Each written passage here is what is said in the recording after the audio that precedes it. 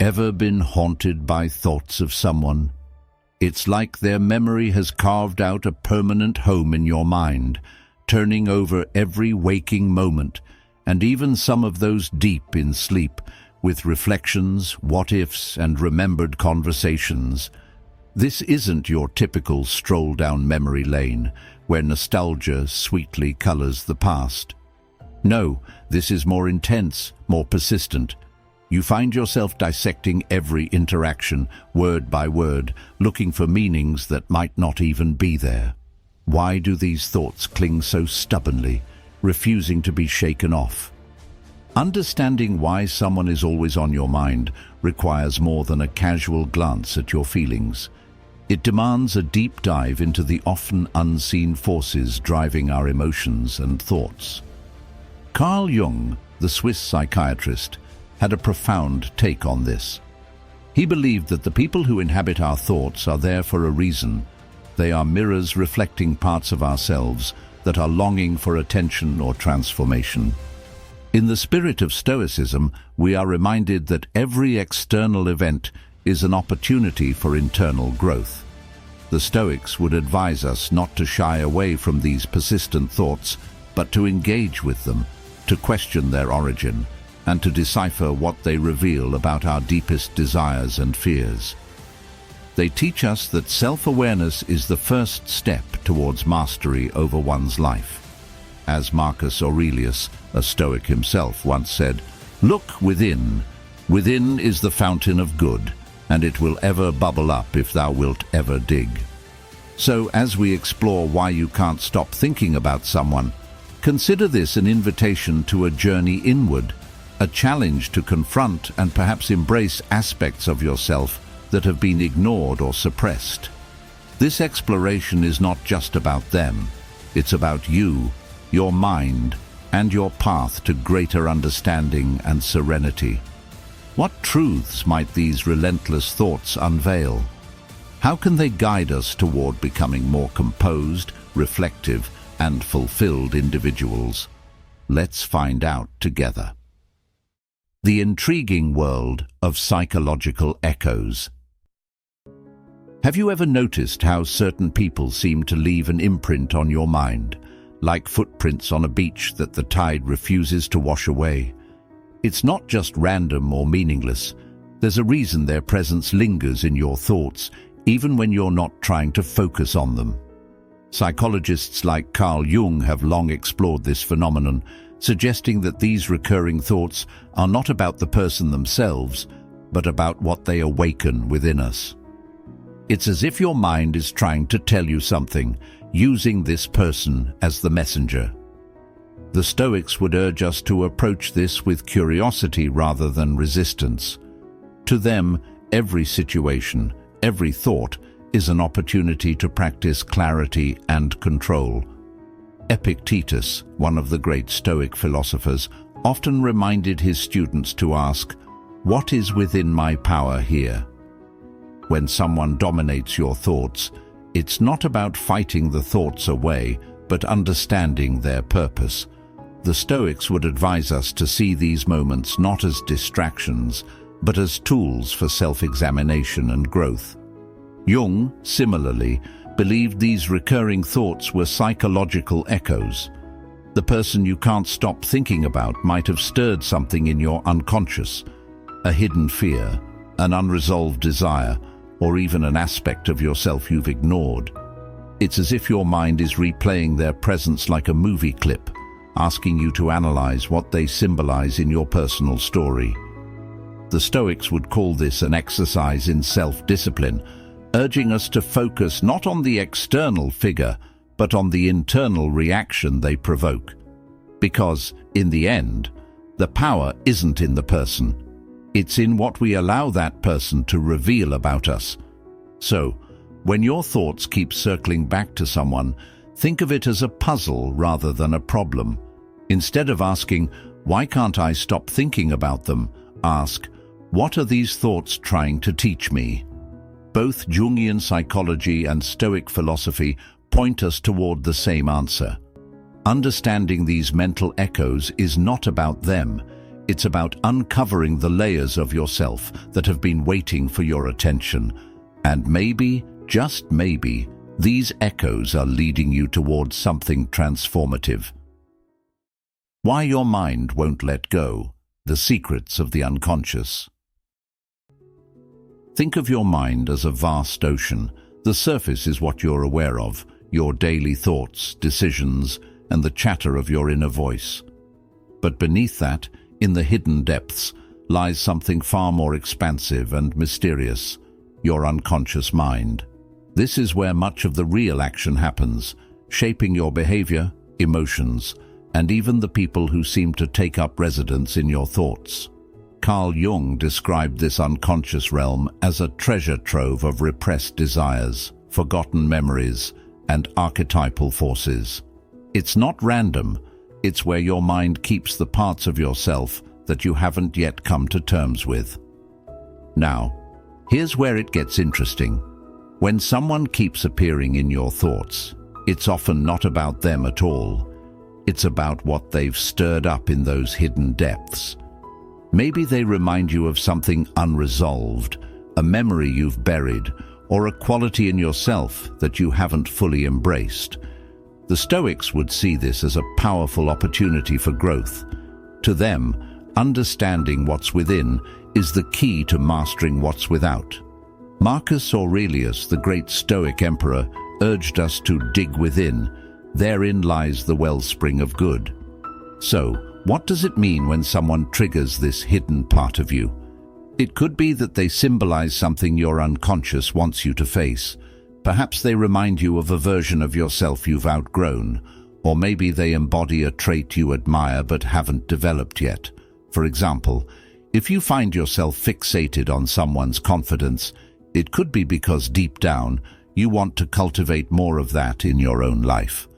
On the flip side, if their arrogance irritates you, it might reflect a part of yourself you're struggling to accept. The Stoics believed in confronting life's challenges with courage and reason, and this includes the challenges within our own minds. Instead of avoiding these persistent thoughts, they would encourage us to explore them. What is your mind trying to tell you? Is it asking you to heal an old wound, to develop a new strength, or to let go of something that no longer serves you?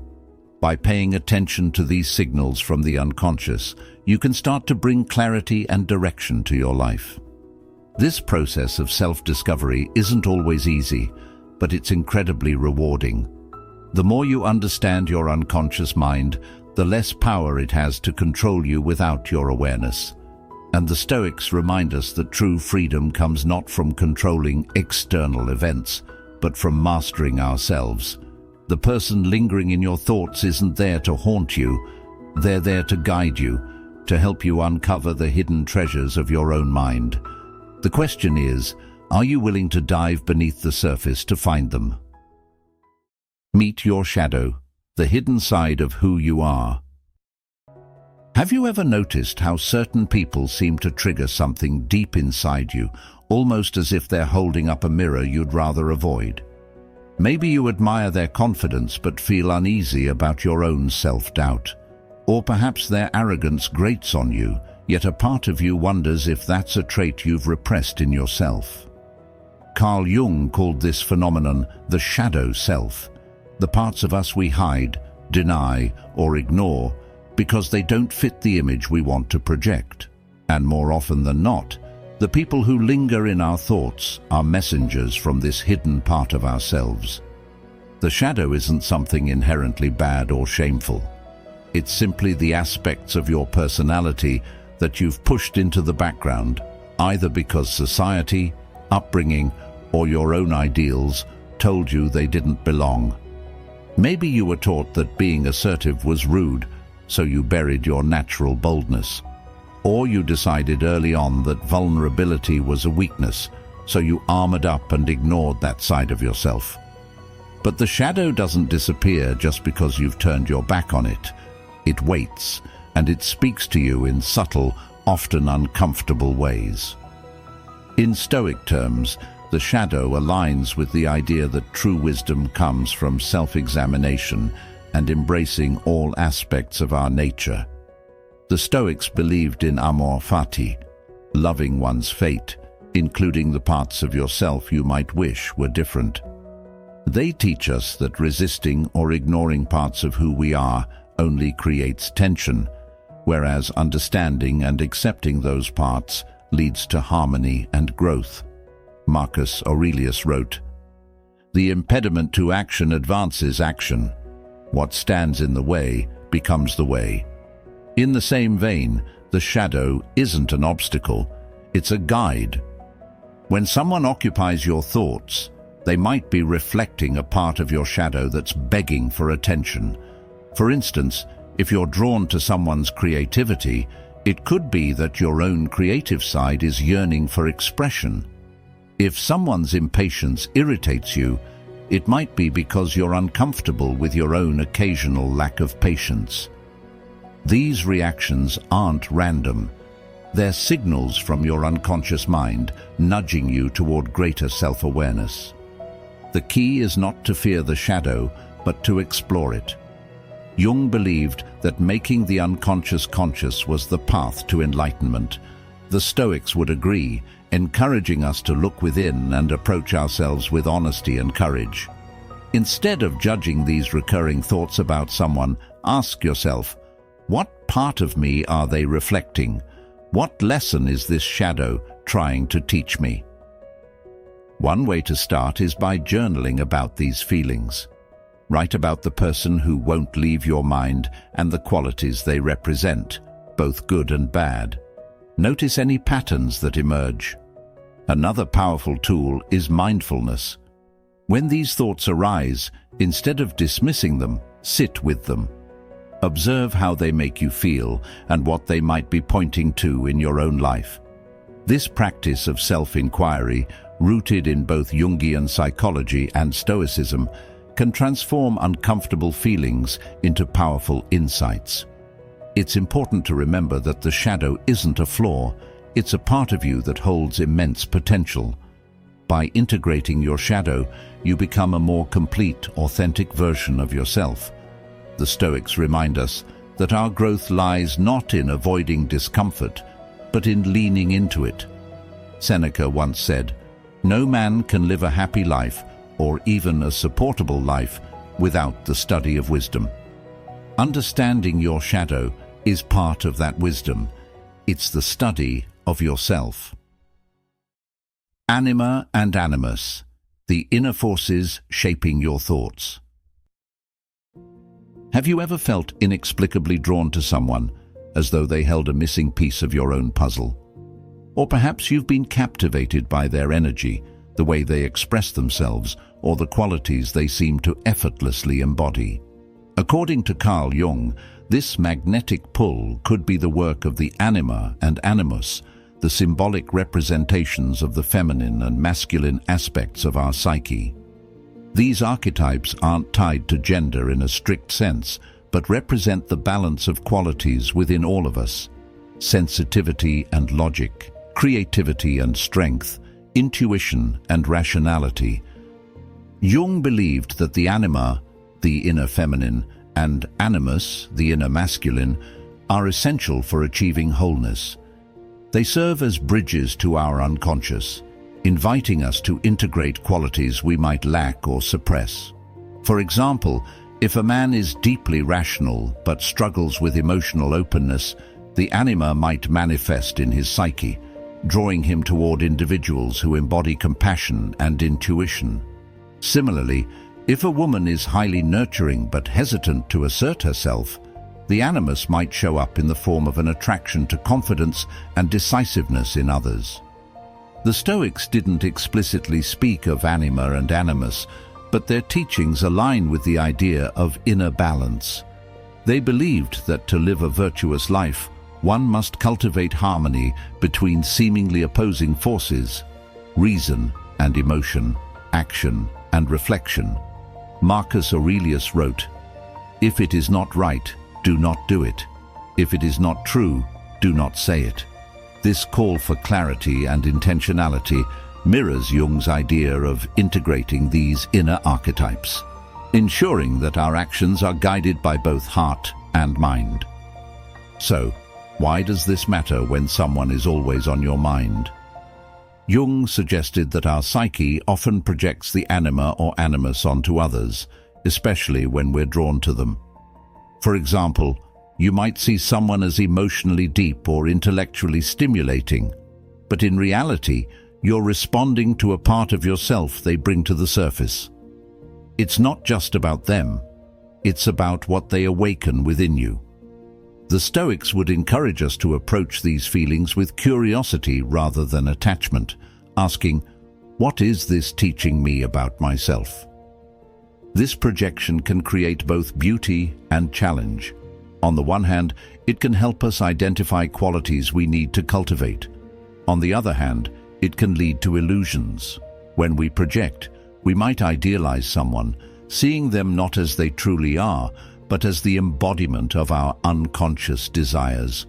This can lead to feelings of obsession, disappointment, or confusion when the reality doesn't match our expectations.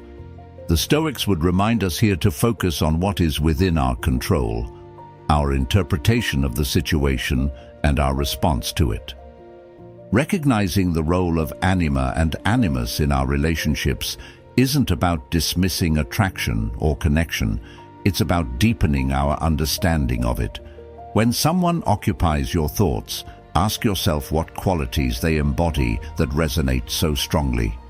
Are they showing you something you long to develop in yourself? Or are they reflecting a part of you that you've neglected? These questions, approached with the Stoic principles of self-reflection and rational detachment, can transform what feels like emotional chaos into a path of personal growth. Projection, your personal psychological cinema. Have you ever caught yourself thinking that someone is absolutely amazing, or on the flip side, utterly infuriating, and wondered why you feel so strongly about them? Chances are, your mind is playing a fascinating trick on you, one that Carl Jung called projection. It's as if you're a filmmaker, and the people around you are actors in a movie you're directing. But here's the catch. The script they're following is written by your unconscious mind, not theirs. Projection happens when we take parts of ourselves, our desires, fears, or traits, and assign them to someone else, often without realizing it. Let's say you admire someone for their ambition. Maybe they remind you of a quality you wish you could cultivate in yourself. Or maybe they reflect a trait you already have but don't fully recognize. On the other hand, if you're irritated by someone's arrogance, it might be because you struggle with that same tendency or fear being perceived that way. The Stoics would tell us to pause and reflect when we feel these strong emotions. Marcus Aurelius often reminded himself, if someone else's fault disturbs you, it's your own fault you're allowing it. In the context of projection, this means stepping back and asking, what is this really about? Is my reaction to this person revealing something about myself? This practice isn't about blame, it's about clarity. The Stoics understood that self-awareness is the key to navigating life with wisdom and composure. What makes projection so tricky is that it feels incredibly real. When you're projecting, it's easy to mistake your feelings as objective truths about the other person. You might think, they're so inspiring, or they're so annoying, without realizing these judgments are more about you than them. Jung believed that by recognizing our projections, we could reclaim these parts of ourselves and grow as individuals. It's not about changing how you see others. It's about changing how you see yourself. So, how do we spot our projections? Start by paying attention to emotional extremes. When someone makes a strong impression, whether positive or negative, it's worth exploring why. Ask yourself, what specifically about them is triggering this reaction? If it's admiration, what qualities do they embody that you aspire to? If it's irritation, could they be reflecting something you're avoiding in yourself? The Stoics would encourage this kind of examination, reminding us that every thought and emotion is a chance to better understand ourselves. Projection isn't a flaw, it's a tool. It shines a light on the parts of ourselves that need attention, offering an opportunity for growth. The Stoics believed in facing life's challenges with courage and wisdom, and projection is no exception. By owning these parts of ourselves, whether they're strengths we've neglected or weaknesses we've denied, we take a step closer to becoming the best version of ourselves. Synchronicity, when the universe speaks through coincidence. Have you ever thought about someone only to have them call or text you moments later? Or maybe you've been reflecting on a particular person, and then, out of nowhere, you bump into them at the most unexpected place. These moments feel uncanny, almost as if the universe is winking at you. Carl Jung called this phenomenon synchronicity, a meaningful coincidence that seems to defy logic. It's not about random chance, it's about deeper connections between your inner world and the events unfolding around you. Jung believed that synchronicity is a way the unconscious mind communicates with us, linking our thoughts to external events in ways that feel significant. It's as though the world outside is mirroring something happening inside. You might think it's all in your head, but that's precisely the point. It is in your head, but it's also real, inviting you to pay attention to what your mind is trying to tell you. For the Stoics, such moments wouldn't be dismissed as mere coincidence either. They had a concept called logos, the idea that the universe is rational and ordered, governed by a kind of divine intelligence. When something feels too perfectly timed to be random, the Stoics would see it as an opportunity to reflect on the interconnectedness of all things and what this moment might teach you about your path. Let's say you've been dwelling on unresolved feelings about someone, and suddenly they show up in a way you didn't expect. Maybe it's a chance encounter, or you hear their name mentioned in a conversation. These moments aren't just curious, they're clues. Jung would suggest they point to something you've been ignoring or avoiding. The Stoics, in turn, would ask you to examine your reaction. Why does this feel so important? What can I learn from this? But synchronicity isn't always about dramatic, life-altering moments. Sometimes it's subtle. A pattern you notice, a phrase that keeps repeating in conversations, or even a song that seems to echo your thoughts. The key is to approach these moments with curiosity rather than dismissing them. Jung saw synchronicity as an invitation to dig deeper, to explore the meaning behind the connection. The Stoics would encourage the same, reminding us that everything, no matter how small, can contribute to our understanding if we're paying attention. What's important is not to get caught up in trying to explain why these events happen, but to focus on what they mean to you. Are they highlighting something unresolved in your life? Are they nudging you toward a decision you've been hesitating to make? The Stoics would remind you that the only thing within your control is how you interpret these moments. As Marcus Aurelius said, everything that happens is either endurable or tolerable if you view it with the right mindset. Synchronicity teaches us that life is full of connections waiting to be recognized. It's a call to be present, to notice the patterns in our lives, and to see beyond the surface.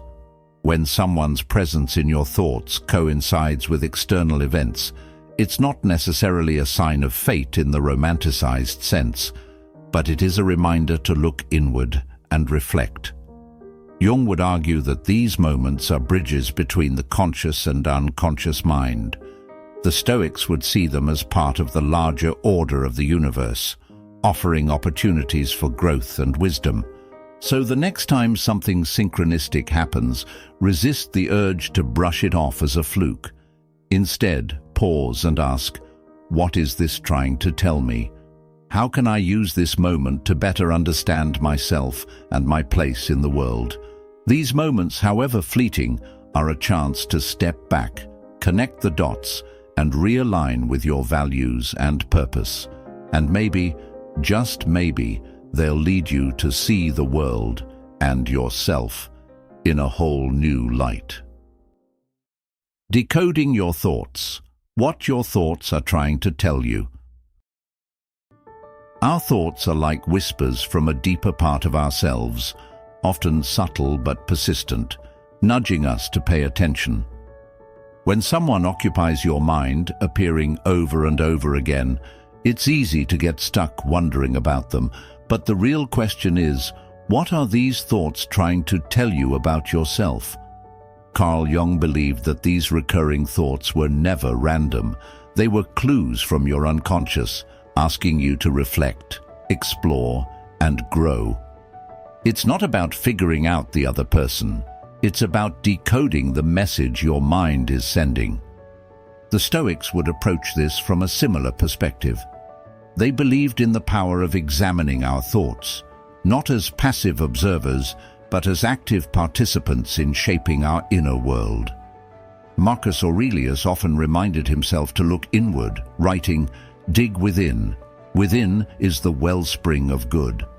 When someone lingers in your thoughts, it's an invitation to dig, to explore what emotions they bring up, what they represent, and why they matter to you right now. Start with reflection. What feelings arise when you think about this person? Is it admiration, frustration, a sense of longing? These emotions are like breadcrumbs leading you to deeper insights. For instance, admiration might point to qualities you want to cultivate in yourself. Frustration might highlight traits you're struggling to accept in others or in yourself. The Stoics teach us not to judge these emotions as good or bad, but to observe them as they are, using them as tools for self-understanding. Once you've identified the emotions, ask yourself what they reveal about your current state of mind. Are you feeling stuck in some area of your life? Is there a part of you that feels unfulfilled? Often, the people who occupy our thoughts mirror something we're wrestling with internally. Maybe their confidence reminds you of your own doubts, or their creativity stirs a desire to reignite your own passions. This is where the work begins. Not in analyzing their actions, but in understanding what they represent within you. The Stoics emphasize the importance of aligning our actions with our values. If these thoughts are pointing to an unmet desire or unresolved issue, take it as an opportunity to act. If someone's kindness inspires you, how can you bring more kindness into your life? If their success stirs envy, use it as motivation to focus on your own goals. Epictetus would remind us that while we can't control other people, we can control how we respond to our thoughts about them. But self-discovery doesn't stop at introspection. It's about transformation. Jung believed that bringing the unconscious into the light allowed us to integrate all parts of ourselves, becoming more whole. The Stoics would agree, teaching that self-awareness is the foundation of a virtuous and fulfilling life. By decoding these recurring thoughts, you're not just uncovering hidden parts of yourself. You're creating a roadmap for growth, moving closer to the person you're meant to be. This process isn't about quick fixes or easy answers. It's about patience and curiosity, treating your thoughts as valuable messengers rather than distractions. Each time someone occupies your mind, see it as an opportunity, not to obsess over them, but to deepen your understanding of yourself. And as you practice this, you'll find that even the most perplexing thoughts can lead to clarity, growth, and a deeper sense of inner peace. The Stoics would say that this is the essence of a life well lived, turning every experience, even the seemingly random ones, into a step toward wisdom. Thank you for being part of Stoic Journal, where we explore the wisdom that helps us navigate the complexities of life with clarity and purpose. If this video resonated with you, I think you'll love the one waiting for you on the screen right now. It dives even deeper into the art of self-reflection and personal growth. Click it and continue your journey. Thank you for watching, and see you in the next one.